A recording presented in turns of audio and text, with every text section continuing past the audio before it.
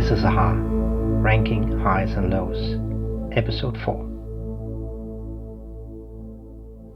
Hello everybody and welcome to the fourth episode of AHA, Ranking Highs and Lows, the podcast that celebrates the wonderful music of AHA by ranking all AHA songs from the worst to the best. We have 147 AHA songs and we're now halfway through the countdown, and today we'll be ranking songs 75 to 51. My name is Peter and I'm the moderator of the countdown, and with me I have the two guys behind the ranking, Jesper and JP. Hello. Hello. Yeah, we're still here. You're still here? We're still here. I wonder if the audience is, but now we're getting down to business.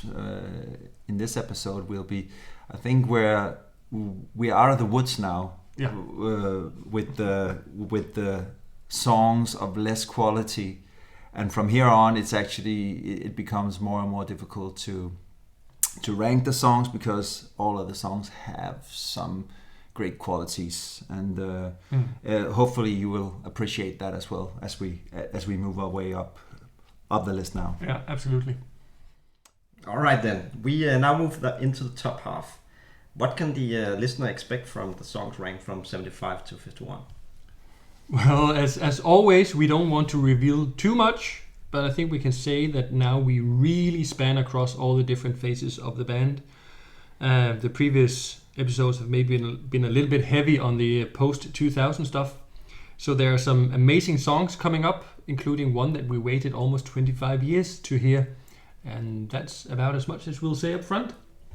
All right, then let's get to it. Number 75. Number 75, Start the Simulator from Foot of the Mountain from 2009. For me, Start the Simulator is one of the absolute highlights from Foot of the Mountain. The lyrics are apparently based on transcripts from the Apollo 13 mission in 1970, and it's just incredible how much emotion is hidden in those technical terms when it's set to a beautiful melody. It's cold, it's desolate, it's claustrophobic, with a strange sense of optimism hidden below the whole thing. You're in control now you're on your own, as the lyrics go. It sounds both sort of strangely uplifting and deeply depressing. I think it's Morten's best vocal performance on Foot of the Mountain, and I think it's one of his most moving overall. We can't sort of squeeze 75 songs into top 50, but it feels a bit weird not to acknowledge the quality of this song with a higher rank. Yeah, it really does. I think I think too. It's one of the high points on For the Mountain, and another special lyric by Paul that's out there, so to speak, yeah. with the whole space thing. The mood of the song is great. Everything is just cool. It's something again that I think I've never heard before anywhere else, which is to me a sign of quality. I once actually tried to play it on guitar, and that's really not an easy task. It's not an acoustic. No. Also not for me, but friendly, then again, I don't play guitar, so. And I should say campfire song, right? And I should say, but as you say, Morten sounds great. So yeah, it's a really good song, and it was released again because it's recorded in mono, and Paul always wanted to release it in stereo, so they did for the expanded version. And honestly, that is lost on my ears. Yeah. I have to say so too.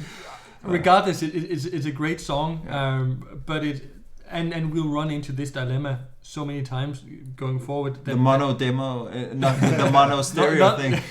Also the fact that we want to push everything from now on further up the list. Yeah. But yeah, that's how it is. That's how it is. Number 74. Number 74.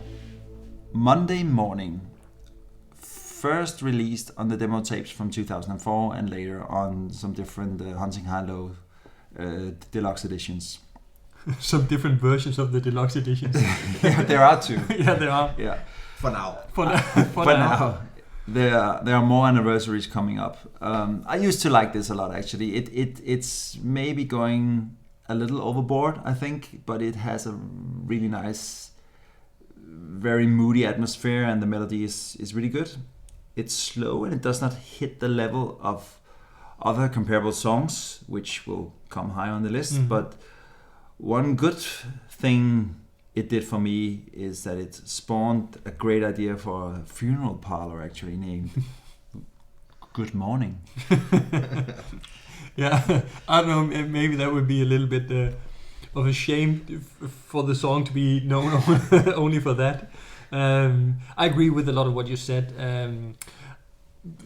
For me, it hasn't really lost anything, though. I think the vocals are really, really beautiful. It's Morten who seems to explore his capabilities at this early stage of a-ha's career, before the fame train hit, as he often refers to. I think beautiful lyrics. Tears are falling down like fluid pain. That's just beautiful. But it's a strange song or fun song in the sense that it wouldn't really have fitted on either Hunting High and Low or Scoundrel Days. To me, it has more in common with songs like Driftwood. Is a distant cousin again to Driftwood? Second cousin. Second cousin. yeah. Maybe this is just I don't know, stepbrother. Sometimes it makes me think that there should have been an album between the first two. This one is sort of a transition thing. Yeah. Beautiful. Yeah.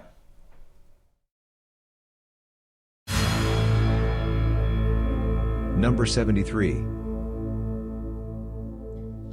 73. All the Planes That Come In on the Quiet. A demo found on one of the Hunting High and Low deluxe editions. First time from 2010. Very atmospheric, very experimental ballad. First recorded by Bridges, so Paul and Maune's old band. But here it's given the early a-ha treatment. It points in many different directions. It underlines that even in the early days, a-ha were never just about searching for the big hit. It's not as polished in the production as some of the other demos, but it feels like it is an important piece, but one that they apparently never really found the right hook for. They weren't really able to develop it further. I think they've said, or Paul has mentioned. Yeah, I think what you're saying is about that they're not just about searching for a big hit. Actually, the song was written in the Bridges days, and they weren't really writing hit material at that time. But a-ha did this version, and I think it's one of the best demos. And to me, it should have been high on the list. I like the imagery of that plane that come in on the quiet. And it actually does make sense in English, because I have spoken to some English-speaking, native English-speaking colleagues about it, even though it is a little weird. So I think with a little more work, it could have been included on one of the first two albums, definitely. Love this song.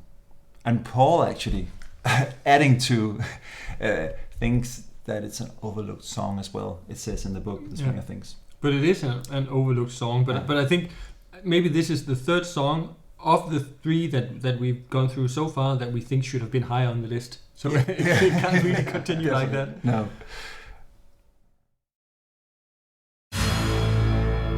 Number 72. Number 72, Analog, from Analog 2005.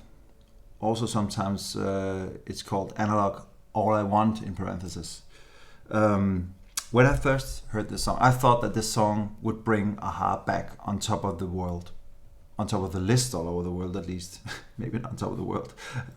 I like this song so much. The intro, the cool guitar, the verse, everything.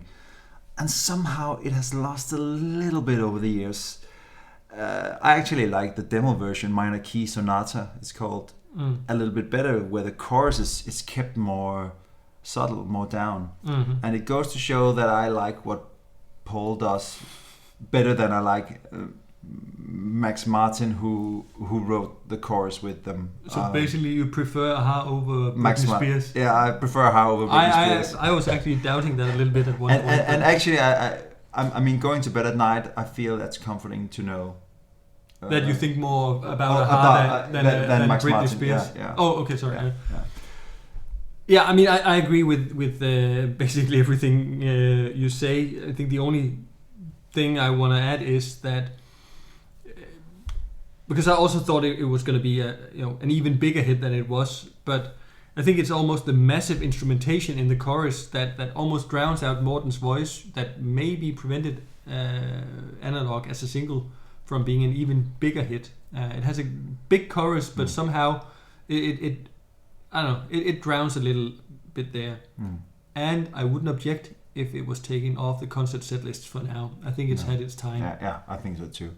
But it did go into the top 10 in the UK. It did. So that's was something nice to be proud of. Yeah. Yeah, and with a good song that I think every AHA fan could feel good about. Yeah, so, I think so too. Yeah, that was nice. Yeah. Number 71. 71. There's a reason for it from Lifelines from 2002. Maybe one of those where Jesper and I disagree a little bit. This is another Paul composition that almost certainly must also have been considered for Savoy. It has very much of a Savoy feel to it, which is not a bad thing per se, considering the high quality of Savoy's output, but it does take some of the AHA feeling away. To me, it's also a prime example of how there were a lot of good songs on Lifelines, but a real lack of coherence. So this was never a favorite of mine, but I've grown to appreciate the song more over time. I think it's maybe a little bit too high on the list actually with this one. And Highs and lows. Highs and lows. I do prefer a lot actually the version with a break in the clouds chorus, which is included on the Lifelines Deluxe Edition. I think that to me that's the definitive version. Maybe. But great lyrics, a jab at modern day throwaway culture.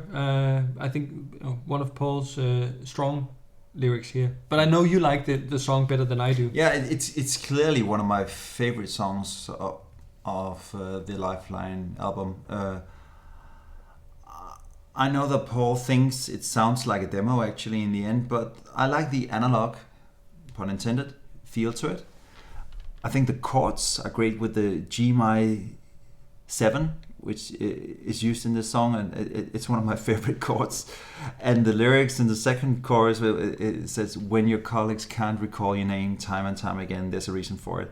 It's some kind of biographical story, and it pains me too that Paul is not as well known as The Edge is in U2. So I really like the song. I enjoy it so much. And I'm really happy to hear that you have a favorite chord, because I don't know many people who have. I certainly don't. I think no. In Spinal Tap, he says, Tufnell says D minor, which is the saddest chord of them all.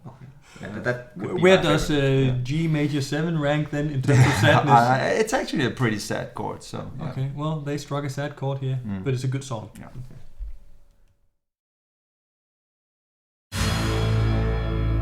Number 70. Number 70, Cast in Steel from Cast in Steel in 2015. And why did we put it so far down the list? I mean, because there's so many good songs. I mean, it's a really nice introduction to the new album. And actually, there was a drawn video that was made with the lyrics, which was actually really emotional to me.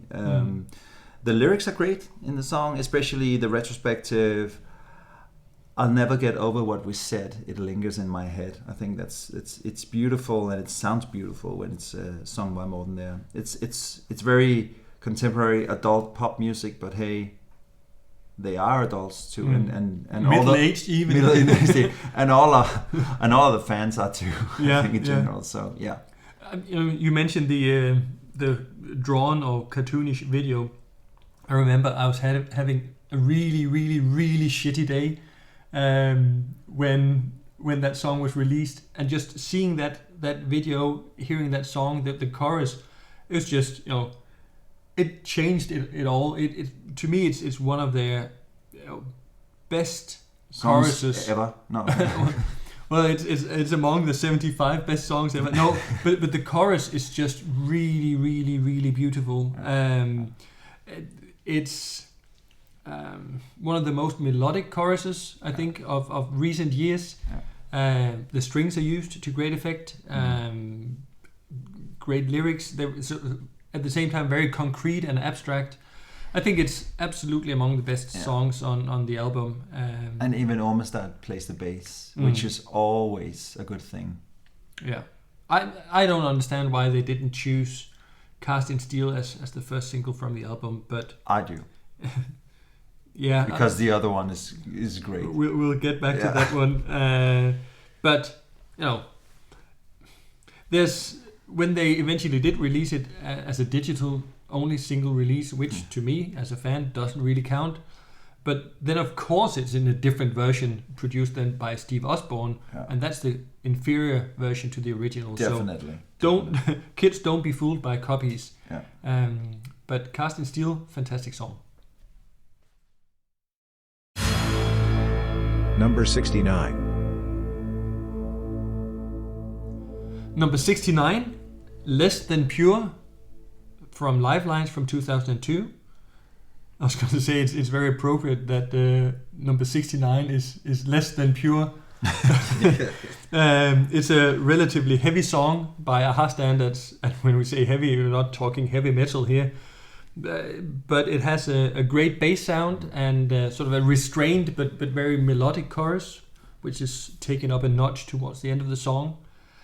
It has some electronic elements, but it still feels more organic than many of the other songs on Lifelines. It's maybe not as fresh sounding today as back in 2002, but maybe that's also a lot to ask for. I still like this one a lot. Yeah, I do too. I mean, it has a nice drive, and it's a fair song to bring in on an album that lacks the big moments, really. I used to like it a little better. It's a very clear album filler, but a good one. It's a rock with a special vocal in the verses, and it goes from word to word almost seamlessly, and I really like that. Yeah, it's a bit unusual, and I think often we respond to that. Respond is a very modern modern term. Kroppen respondere. But we tend to respond to that, and this one works as well. It does.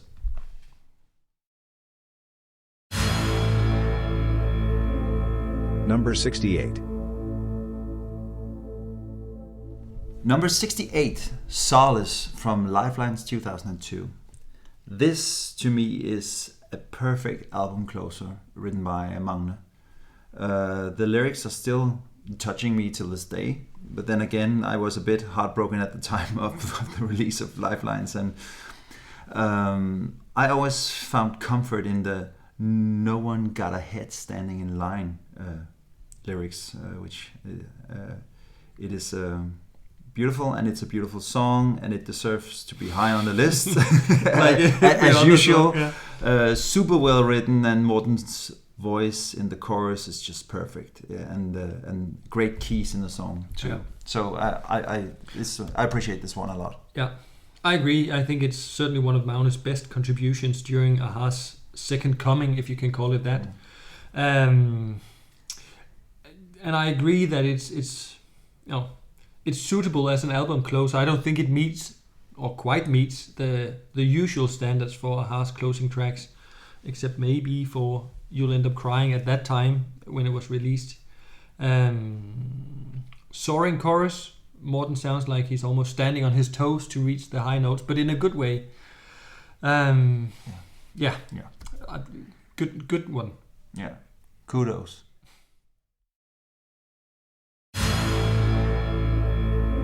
Number 67. Number 67, I Dream Myself Alive, back to the debut album Hunting High and Low from 1985. Maybe one of those from the Hunting High and Low album that is easy to forget or ignore because it's overshadowed by the big hits or the setlist regulars from concerts. It maybe doesn't quite reach the incredible heights of many of the other songs on Hunting High and Low, but it's still one that I have a great fondness for. Morten is using a slightly grittier side of his voice in places, and there's something, I don't know, urgent or rushed, but intently rushed about the instrumentation. And I think even as a child, I really liked the opening lines. You can't deny there's something dark against the light. All I can say, it doesn't have to be this way. I'm not sure that I knew exactly what it meant at the time, but there's something about it. Maybe one of those that could also work well in a slowed down style. Great track. Yeah, it's a nice track. It never stood out as one of the best songs on the album, but it's not the worst either. And Morten sings great in the verses, as you say. Chorus is a little boring to me, but the middle part with some weird spoken word saves it more or less. But it's clearly an album track. A good album track. A good album track, yeah. Number 66. Okay, moving on to number 66. It's Go to Sleep. It's a demo from originally released on the demo tape from 2004. I really love this. It comes from the same tradition as Monday Morning, as we've just been through a couple of tracks down. But this one is more chilled and more atmospheric somehow. And it was also exciting that it had the lyrics from And You Tell Me. I still like it, but it's one of the demos that maybe has lost a little bit over time. Not to me. I still think it's a wonderful, sweet ballad. Morten's vocals are in top form. Agree. I couldn't see it again fit on Hunting High and Low. It would have been a fantastic B-side to a single, but it's not something that they've done a lot. I would have replaced it And You Tell Me with the song, actually. Yeah, and it even has some of the lyrics. Yeah, so exactly. Why not? Yeah, and Go to Sleep is easily the better song of the two. Yeah. I think I also read somewhere that Morten really likes this one, and so it's no wonder that he does a beautiful vocal delivery. A good demo. Number 65. Number 65, The Way We Talk, from East of the Sun, West of the Moon from 1990. Upon its release, this was something of an unusual AHA track. Not only was it the shortest song they had released, well, it still is. It clocks in at 1.5 minutes, but it's also the only one at the time not to feature Morten on vocals. But Magne, it's a very naked, jazzy, atmospheric track. The vocal melody sounds rushed in places, sort of packing a lot of syllables into short phrases, but that actually works really well. It's not a big song. It's an important song for the whole album, nonetheless. I think for the experience, very honest, very personal lyrics, a bit of a hidden treasure in the AHA catalog. It's to me, it's always been a perfect song to break the album up a little bit, and I think it's great that Magne actually took the liberty of singing it himself. I always enjoy this one. They could have done more jazzy stuff, but they never really did.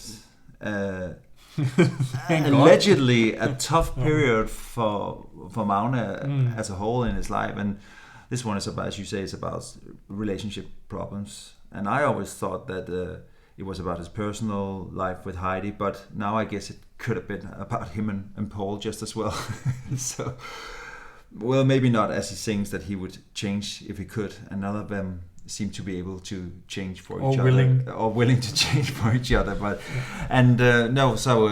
all kidding aside, this is a great song, and we actually have to give a very sad award to this song, I think. It's been a while since we last handed out an award, but if an award for shortest song. Also that, yes. But anyway, it's the first song from East of the Sun, West of the Moon, so it's the worst song of that album. Yeah. But there are no bad songs. No, I mean it's quite impressive to be at 65. At 65 for the worst song. Yeah. Sorry about this. It's a great song. Number 64. And moving on to number 64, just above The Way We Talk is the track just before on the album as well, Cold River from East of the Sun, West of the Moon, of course, 1990. I used to think that this was just the coolest song, and it was also a demo for Train of Thought. And the merge of the two songs with a riff from Cold River live is a nice addition to the live repertoire. Nowadays, the song itself is actually skippable to me. And as with the Scoundrel Days, the side 2 lacks a little quality to be perfect, and this song is actually responsible for some of that. It sounds like I'm more negative towards this song than I was with The Way We Talk. I really like Cold River still, and I still think it's cool, and Morten sings Cold River. He sings so cool on that song, and the story about the automobile and driving is a bit bland, but it's all in all, it's a really cool song, and I enjoy it. Yeah, I don't know if I think that the lyrics are bland. I think some of the most explicit lyrics they've done, but that was lost on me when I was 14 or 15 when I heard it the first time. I agree. The chorus is not their strongest ever, and it can sound a little bit forced overall. But when you're like 15 and you're ready to see your band progress, Cold River sounded like a bold step, and doesn't really sound like anything else they've done. I think the demo version from 1987, I think on the Stay in These Roads Deluxe Edition is a better version of Cold River than what ended up on East of the Sun, West of the Moon. But all in all, still an enjoyable version. Are you serious? Yeah, I think so. Okay, I think we need to move on then. Awkward moment here.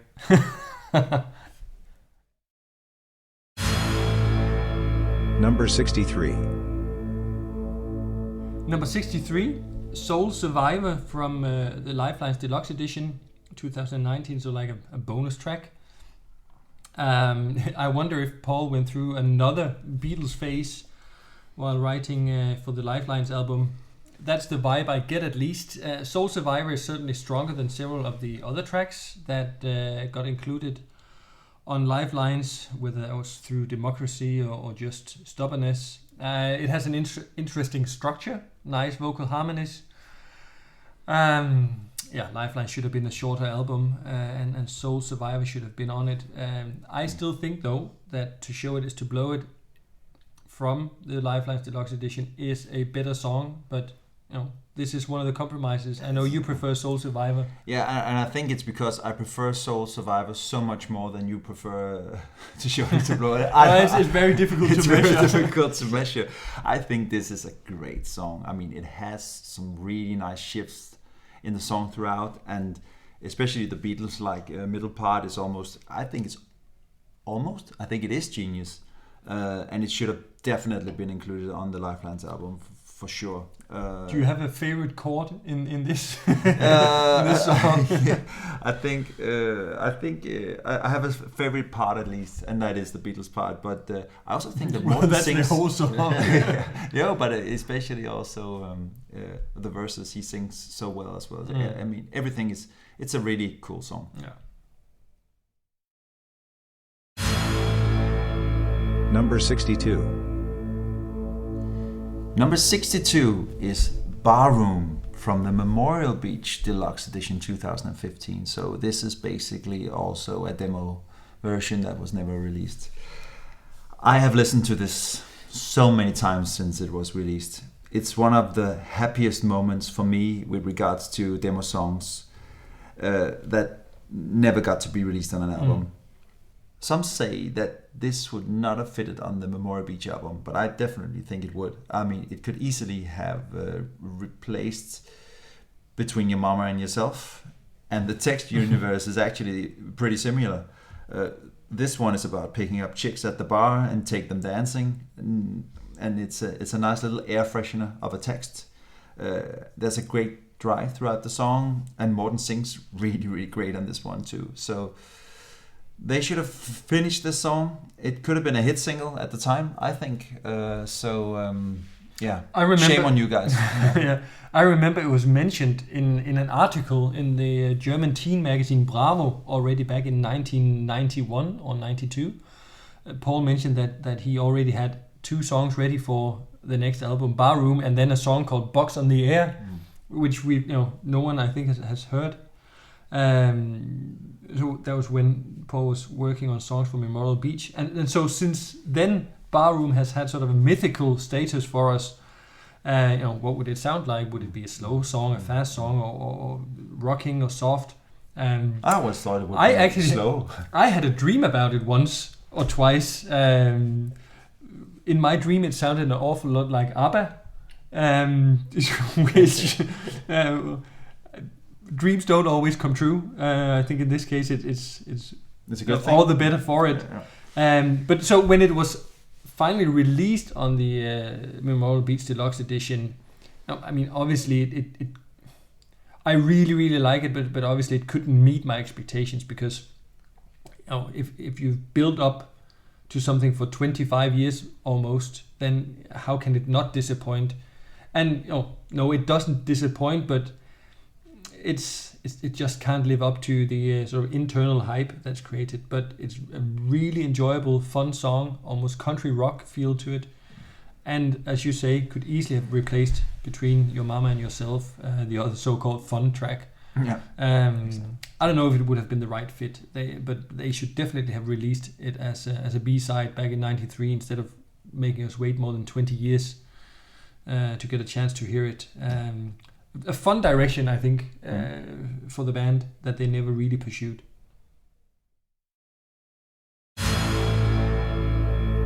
Number 61. Number 61, Hurry Home from Stay on These Roads from 1988. Hurry Home made a big impression on me when it was first released. I thought that train-like drum or percussion sound in the intro there was just amazing. It's not often mentioned on any essential AHA songs list, and it's also not the strongest track on Stay on These Roads. But I've always had a great fondness for it, especially the Rolling Country's Fields Unfolding segue into the final verse. It's very 1988, but I'm not going to be the one complaining about that. No. I mean, it's a weird one. It has some of the greatest moments in my ears, but combined with... from the Stay on These Roads. From the Stay on These Roads, yeah, with some of lesser quality as well. It begins well with an almost high energy stripped by Depeche Mode feeling, and the verse and the bridge are nice, but then it kicks in the chorus, the thing that I'm doing it right. It straight up destroys the mood of the song. But the middle eight, as you mentioned as well, is one of the finest moments with the floating keyboards there, and it. With regards to atmosphere in an AHA song, I actually, not only on Stay on These Roads, but as a whole, I think it really takes me in somehow, and I so enjoy those 35 seconds that it lasts. A little rewritten, it could have been much better. I think it's funny if you find a poor audio quality version of it from 87 or 88 live concerts.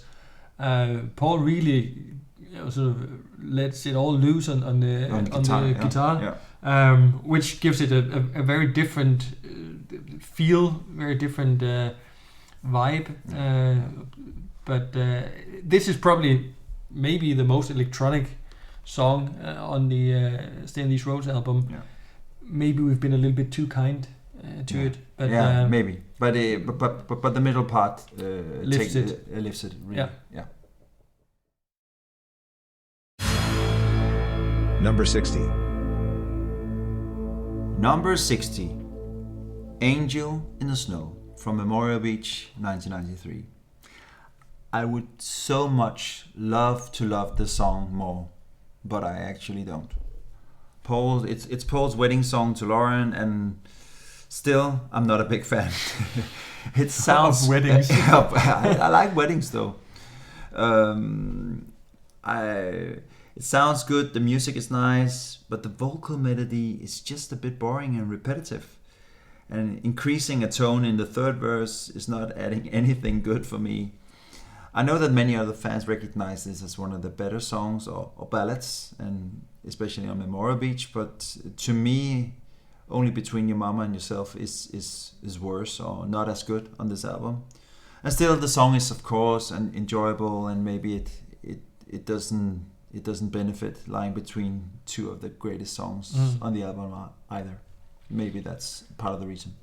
Yeah, I like it. I've always liked it. I still like it. It's yeah, I mean, for one, I was never fond of them shortening the title to just Angel for the single. I think that takes away some of the imagery that is so important to this whole song, and it lost some of the magic already there. I think the lyrics are very sparse, but sometimes a few words can say a lot. And always will I be there. I should know. And always will I be there, shake worries from your hair. It's Paul at his most romantic and image creating best. I think it's a really, really good song. Peter, support me here. I fully agree, and I mentioned it before. The only problem with this podcast is that it's your list, because I'm considering making my own podcast series, because you should do that. I should do that. Because or we'll make it together and then leave Jesper out, because honestly he doesn't understand the greatness of this song. But then not this song. You need to agree on putting it in top 10. I don't think I cannot do that. Okay, then I'll do it on my own. You do that, yeah. For now we'll leave it somewhere. Not in a bad position in the top 75. No, I mean it's number 60. It's well placed. It is well placed. Yeah.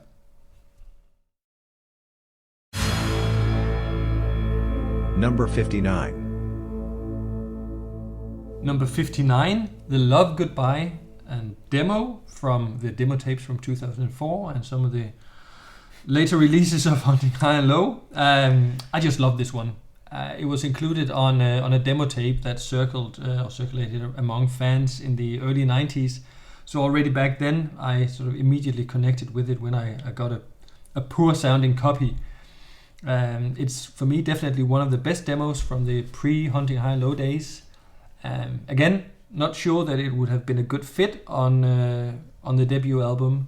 And if it was, I think it would have to be instead of Love Is Reason. But I think the quality is certainly there in its early form. She's sitting by the window, clinging to the phone, dialing endless numbers, no reply, the love goodbye. That is just such a great lyric. Yeah, I mean, this is definitely one of the good demos from the early days. It's very cool, it's super well written, and the middle part, as you mentioned there, where Morten sings, there's not a soul in the streets below. It's great. It takes a sound. It takes a song down in such a nice way. I always enjoyed this one, and it's the best. It's the best of the bunch with the .di and Nothing to It, which are three songs that are kind of similar. Yeah. Number 58. Okay, number 58 is Goodbye Thompson from Carsten Steele 2015. It's one of the best songs on Carsten Steele. Paul can really portray life in New York like very few people can. It's a super album closer. It's another song that doesn't sound like anything else, I think, and I really appreciate that. And it kind of proves that they have not gone all mainstream, and that the German sounding production has not completely taken over. So the simple yet complicated song is really Paul in a nutshell.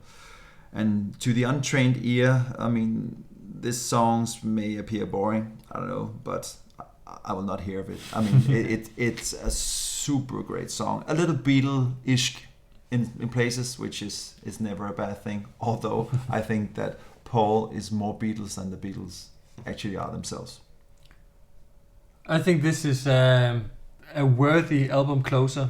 It's maybe not the grandiose or epic album closer that a-ha have produced so many of over the years, but there's really beautiful sadness or melancholy that stands with the best of them. And obviously, I was in New York a couple of years ago, and obviously had to. You were obviously in New York. No, and obviously had to find Thompson Street Okay. and take a picture of the street sign like you do. A song about a shop on Thompson Street with a closing sign on it. It's.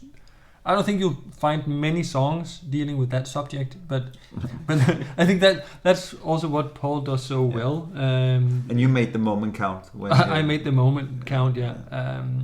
And I think Morten makes wonderful use of his darker vocal nuances in the verses, sort of before letting the notes fly in the final chorus. And the harmonies, I think, are among the best on the album. Yeah.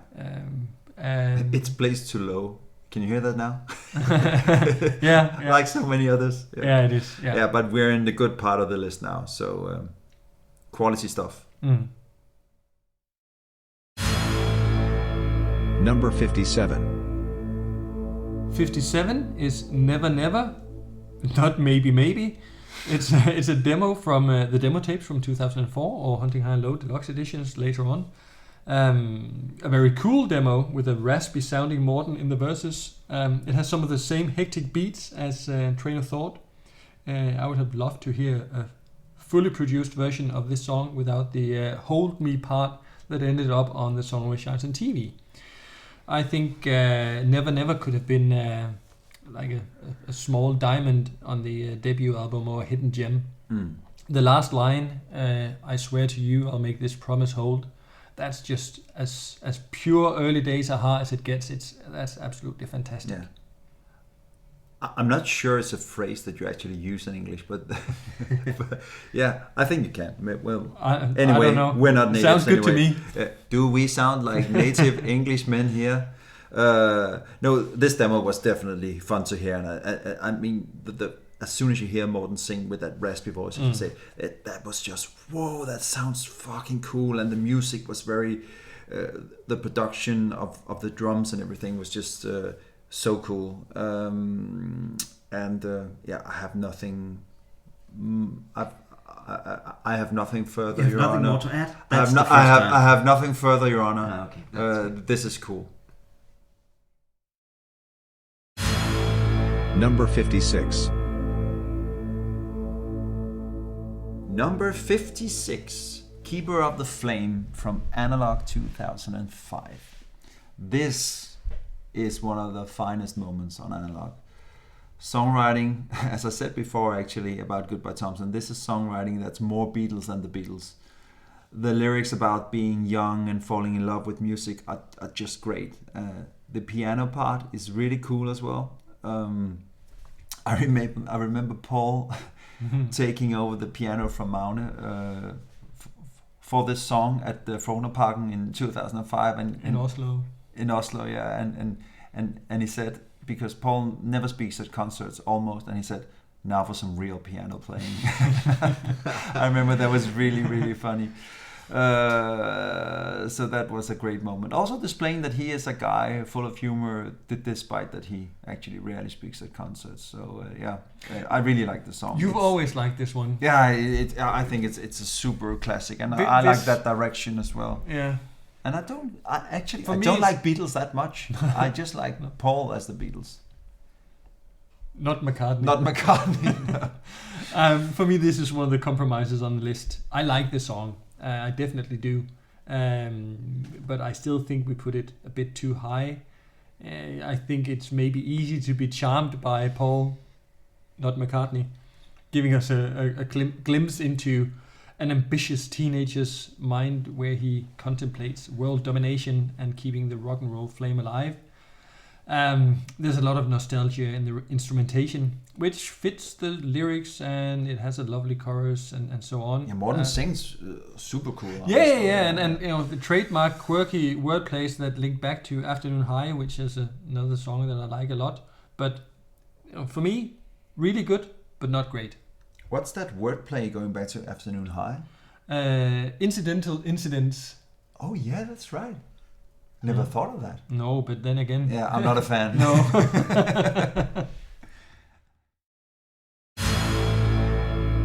Number 55. Number 55 is Stop and Make Your Mind Up from the Take On Me 12-inch single from 1984, so the first release of Take On Me, but as many other songs also found on Hunting High and Low deluxe editions. I first heard Stop and Make Your Mind Up on that bootleg cassette tape that circulated among fans in the early 90s, because the original version, which at that time was only on that apparently rare vinyl 12-inch single, so it was difficult to come across. The cassette copy that I got was recorded with the treble turned up completely and the bass turned to an absolute minimum, because there was so much background noise that if you turned treble up and bass down, it helped drown out some of the background noise. So it wasn't until I later found the original Take On Me 12-inch single that I actually heard the intended mix. But you know, bass or no bass, it's a hidden gem. Gym. Where's the gym? Right, the gym. No, it's a hidden gem. With a kinship to Driftwood, another distant cousin. What is it with you in that song? There's a big family. No, but there's so many One big songs. happy family. Yeah, no, true. Endless possibilities. Yeah, I just think there's so many songs or demos from that time that have a bit of a I don't know if it's the beat or the It's beat music. maybe, yeah. But it has a lighter tone. Yeah. Objectively speaking, not one of the strongest songs, but you know, we're also being subjective here. I like this a lot. I know you do as well. I think it has every right to be number 55 actually. I actually have a friend that till this day has this as one of his favorite Aha songs. Among the two that he knows? Or? No, he knows quite a lot. Yeah. I introduced it to him, and I can actually hear why. I mean, I love the energy. I love the weird sounds in the beginning. It's just a lovely demo song, and it's not really a demo because it was actually released. But it doesn't sound like anything else they've ever done. Have I said that sentence before? Yeah, I think for 100 songs. I don't think it would have fitted on the final album for Hunting High Low. So it is well placed as a little gem on the B side to the maxi that you single can of taking listen to at the gym. I think it's a good song to bring to the gym actually. If it will probably make you very energetic. So. Or make you stop. And make your mind up, of course. Number 54. Number 54, Afternoon High from Lifelines 2002. Straight up, this one should have been a single. I love the song. It's Paul at his best in that period. Mind that, in that period. And as it goes, it has some Beatles elements, which adds to the pleasure. It's highly energetic, and the text just screams springtime and opening the windows, and it's just lovely. It's probably one of the only Aha songs that puts me in a good mood. Yeah, because we don't want any of that. It's kind of weird to say that, but I like the melancholy of Aha. Yeah. But this song really puts me in a good mood. And I don't really care for music that tries to put me in a good mood. So I really appreciate this one. Lovely. I share many of the same thoughts and feelings about the song as you do. It speaks about afternoons, but for me it's like late summer mornings put to music. The final quality I think owes a lot to the production, because the original slower demo version lacks some of the album version's charm. Goes for a more lazy feeling, but the final version just works better. It has this kind of stop and go structure to the arrangement, which suits it well. Yeah. For me, it's a classic, even if it's not the classic Aha. Number 53. Number 53, I Call Your Name from East of the Sun, West of the Moon from 1990. This one started much higher on the list when we first started to put all the songs in rank order. But I can't escape the feeling that time hasn't been good to it. It still ends up at number 53, so it's still a really good song. I don't know if it's maybe the saxophone that locks it in that time loop. Maybe we got carried away when we did the ranking and relegated it further down the list than what is fair. I don't know. I mean, it's still really a damn good song. It's maybe a bit too long in the end, but it has a lot of that live studio feel to it, which gives it a certain atmosphere. And lyrically, it's second to none. I think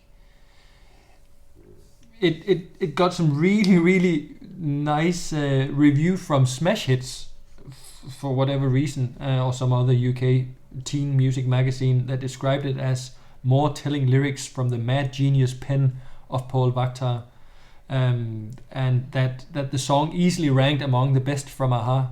And I think at that time I definitely agreed and feel a bit ashamed that it's not even in our top 50. So maybe the conclusion is that I'll Call Your Name is one of those songs that you need to be in the mood for, and when you are, then it's really, really great, but it's just on the verge of top 50. Yeah, I agree to that. I mean, with this song, I realized that a-ha was maturing, and that at least my taste in music, was maturing with them at the time in 1990 when it came out. I really liked the song, especially the verses, the chorus, not that much, and the saxophone was at the time a really nice addition to the soundscape, and I like the live version they played around in the early 90s with different middle part as well that changed the tone. Somehow I've realized that over the years it's not that the years haven't been so good to the song, but it's still super enjoyable, as you say, and a cool choice for a second single of the album, with a black and white video to match the mood. I think Lauren made it actually. The only reason that it didn't make the top 50 is that the competition is now so fierce that the songs are that great. I think it would be really, really nice if they brought it back in concert. But they did around 2005. It's true. But it has this live atmosphere. I think they could bring it back again. Yeah. Number 52. Number 52, Lamb to the Slaughter from Memorial Beach, 1993. I think that Magne actually mentioned that this song was, quote, the story of my life, of very heavy walls. I think that he was still suffering in the band during that time and lacking confidence in his songwriting. However, it is certainly a great contribution, and his only contribution actually, to the album. And it's such a great song with those dark lyrics and very nice chords and really nice verse where Morten sings so great, and Magne does really cool backing vocals as well, kind of screaming it a bit out. I think he wanted Morten to sing like that as well. There is some stories about that he wasn't satisfied with the way Morten sang it, but I think it ended up really cool at any rate. In the demo version, actually, the song it has even more backing vocals with a super melody that you can't hear in the final version. But this is all in all, and I know our friend Efi from Italy, I think it's one of her favorites actually. Good taste. Good taste. Are you listening, Efi? We love you. We miss you. So, as you say, this is Magne's tale of the toll that the early success took on the band, and it has sort of resignation written all over it. I was a member of a German fan club back in the 90s, where Magne had made a greeting for the fan club members that they printed, and it had a lot of sort of the same feel as Lamb to the Slaughter has, sort of resignation, things not going really great, Nice greeting. No, yeah, exactly. I mean, it was dark times, and so that whole line, "We go down is the only way out," sounded just like self-fulfilling prophecy in a way, and also a description of the decreasing success with each subsequent album release since the debut. It's a paradox, isn't it? Because they kind of went, oh, those two albums, East of the Sun, West of the Moon, and Memorial Beach, they weren't successful, but at the same time, they hated their success. Yeah. So it's yeah, I don't know. Yeah, but and that's, I guess, also what's been thematically treated in You Wanted More.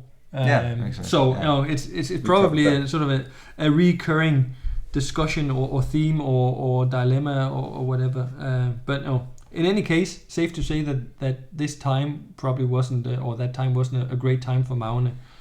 But for anyone who's interested in understanding a-ha's career or their career trajectory, this feels like a central piece.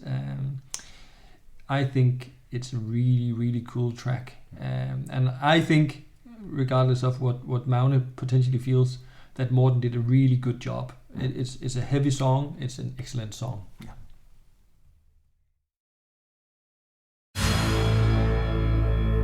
Number 51.